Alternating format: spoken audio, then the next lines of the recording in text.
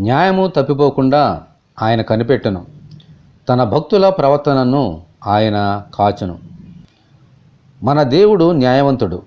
నీతి న్యాయములు ఆయన సింహాసమునకు ఆధారములు.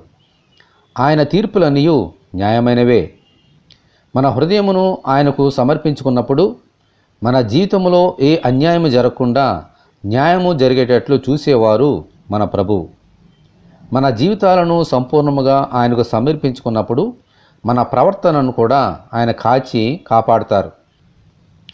అయితే దేవుని ఈ ఆశీర్వాదం పొందాలి అంటే ఆయన బిడ్డలుగా మనము కూడా ఎవరికి అన్యాయము చేయకుండా న్యాయముగా నడుచుకోవాలి. ఇతరుల పట్ల మన ప్రవర్తన దేవుని చిత్తానుసారంగా ఉందో లేదో ఎల్లప్పుడూ పరీక్షించుకోవాలి. అప్పుడే మన ద్వారా దేవుని నామము ఘనపరచబడుతుంది. ఆమేన్. హల్లెలూయా.